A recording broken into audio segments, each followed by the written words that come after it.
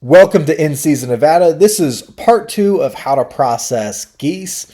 And so today we're going to be going over what to do with all the meat that's not the breast meat. And here's an example of what you can make with all of the non-breast meat. At the top left, we got the chili verde. On the top right, we got the just pure stewed goose. Good idea to get some beans soaking before you process your geese in the morning, and go ahead and put your geese in a nice big stock pot. Put the heat on high and fill with water almost all the way to the top. You're going to be rotating these geese about halfway through. Good. Set your timer for a half an hour just so you can adjust the heat once it's up to a boil. You don't want a rolling boil. You just want a nice slow simmer. And this will cook for about 3.5 hours, and you'll get your geese meat to about this point where it's easy to pull the leg off of the carcass here. So as you can see, when I go to flip over this goose, instead of flipping over, the leg just falls right off. You're done cooking. It does not need to be fork tender because we're going to do some additional cooking beyond here. So what you're going to do is you're going to strain off the excess liquid here. You could simply take out the goose carcasses with the tongs and put them on a tray or something like that. But I'm trying to make this easy for the camera, so I'm straining it off the hard way. But essentially what we want to do is we want to strain off all of this liquid and get them into stock pots. We want to save this goose stock. Now you can just use chicken stock for the rest of this recipe. You don't have to use goose stock, and you don't even need to use stock at all. The whole purpose of the stock is for cooking the beans. Now, if you do it this way, the beans are going to retain more of their potassium content, and so you're going to have essentially more electrolytes in your soup, which is good for me because I'm a really active person. If you're on heart medication and you don't want as much potassium in your soup, you simply just use water to cook your beans, and you can do that in a crock pot. You can do that on a boiling pot on the stove, and that will reduce the potassium content in your beans. So the whole reason to use chicken stock is to prevent nutrition leaching in your beans. So that's kind of one of the benefits there. Another benefit of using the goose stock is you don't have to buy chicken stock, obviously. And like I said, the last benefit here is when you're done cooking your beans, you're going to be left with this bean and goose stock combo. You can simply add a little bit of salt to that, roughly about 1/4 teaspoon of salt per 12 ounces. So just measure how many ounces you have, and that's about your ratio there. You can jar that stock in jars, in about, like I said, maybe 6-ounce jars. And that'll contain more electrolytes than a Gatorade. Plus, it'll have a complete protein. The bone stock mixed with the bean stock actually does form a complete protein. And so when you're out hiking or when you're at camp and you're recovering, it's a great way to get some nutrition into your body. So all we're doing is we're pouring the beans into that stock like we had mentioned and reducing that down.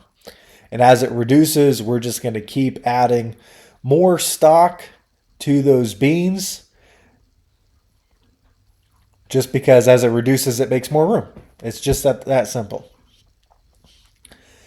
So now here what we're going to do is we're going to peel all of the meat off the bone here. I am going to just simply talk about this recipe as this happens in the background.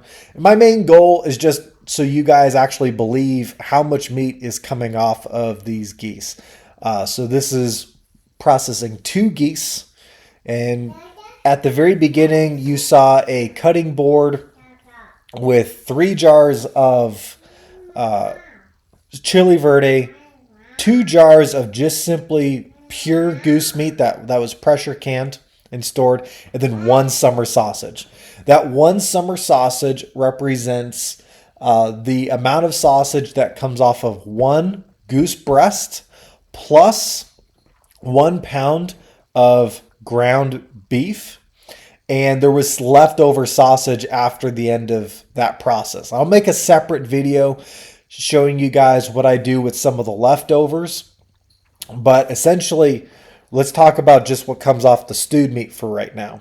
What comes off the stewed meat is either 2 jars of pure stewed goose meat or 6 jars of chili verde. So the beans and the chili verde sauce kind of allows you to stretch it into meals that are, like I said, maybe about six meals per goose. And that's pretty high protein content in that chili verde. You pour that over rice or whatever you want to serve it with. Makes an amazing meal. Straight out of a can, really easy to serve, and you can store it for up to 2 years that way. Or like I said, if you don't have as much space and you're trying to reduce space as much as possible, you can just simply put it into about 2 12-ounce jars per goose, which in my opinion is pretty significant. That's just pure goose meat that you can use for pretty much anything you'd ever want to use stewed meat for. It works great in soups, obviously stews, but whole wide range of things that you can use that meat for, and I'll create other videos on that.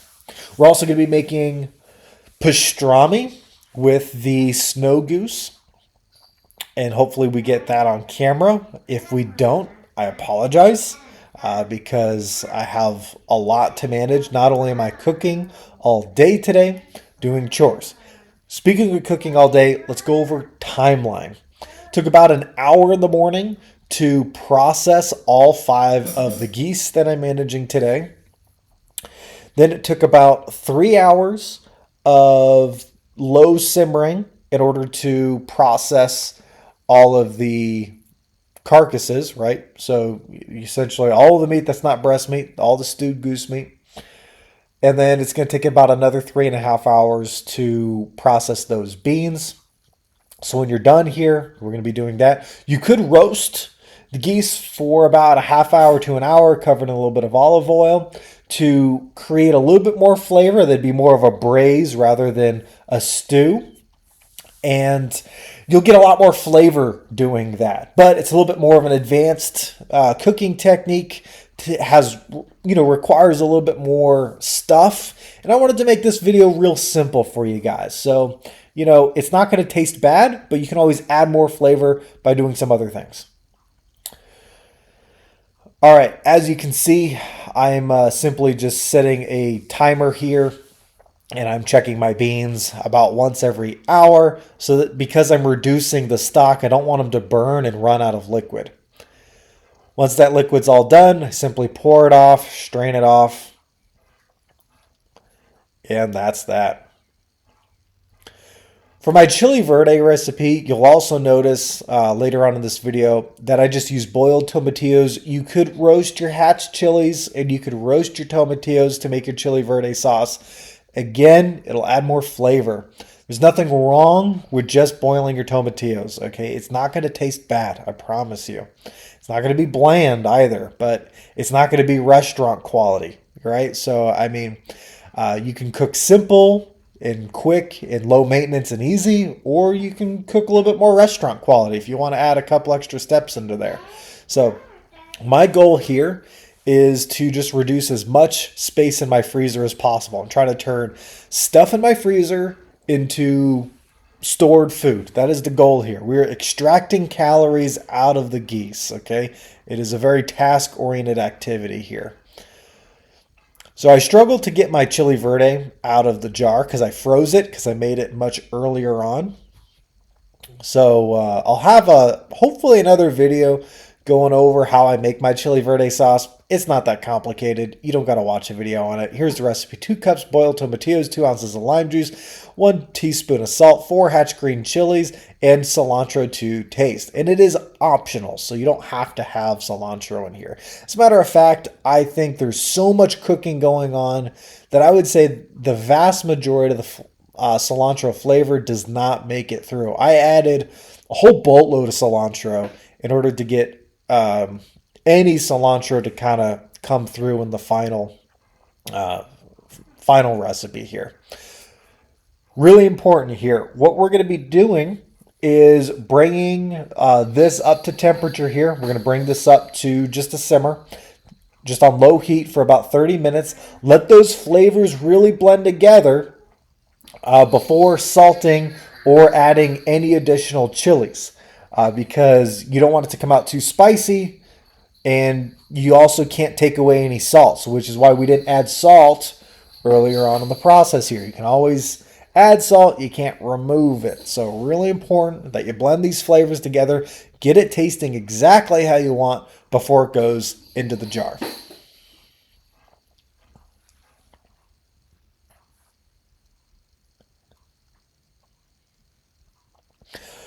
Meanwhile, you can take all of that goose skin and you can put that into a crock pot with some water. Turn that on high because we're not using our crock pot anymore. And that's going to render out all of that goose fat.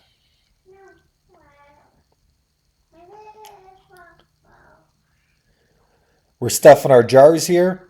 You'll notice I have 7 jars in front of me. And remember I said I was processing 2 geese here. The other 5 jars I processed off camera. I know you guys probably won't believe me that it made 12 jars of chili verde now. But my pressure canner only holds 7 jars at a time. So my apologies. Again, I'm filming this solo and I have a lot of things to do. I'm doing a whole bunch of chores around the house, and then I'm doing this fairly passively. And so you guys are actually seeing most of the active work here. I would say active work is mostly just butchering the geese in the beginning of this process. Only about an hour's worth of butchering work. The rest of the cooking is maybe another hour's worth of my attention. So in the, let's just say 10 hours it took to process these geese from morning until sunset, I'd say only about 2 hours of that time was actually taking my attention. And I'd say of that 2 hours, probably about 15 to 20 minutes is just managing the camera too. So you could probably process this pretty easy once you got pretty good at this. And so this is just a day around the house. We're doing a whole bunch of chores, and I'm processing geese in the background while I'm doing this. So it's not as hard as it might seem on camera here. Because like I said, a lot of the things that I'm doing on camera are just the basics. If you had more time, you could roast the geese, you could roast your tomatillos. Those extra couple of steps will give you a little bit more of a bold flavor in the final product. It's not essential. So hopefully you guys can appreciate me showing you what I'm doing, but then also telling you some things that you can add to this process to make it even better, make it more of your own. I'm not trying to imply that this is the best way to do it. I'm trying to show you guys this is the simplest way to do it.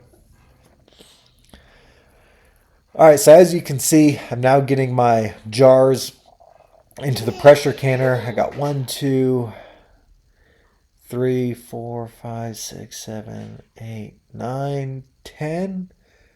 Looks like I got 10 on screen right now, so that just kind of goes to show you that I did have more than just simply 7 jars worth of chili verde. You can hear my daughter in the background. She's getting hungry. It's ready for snack time.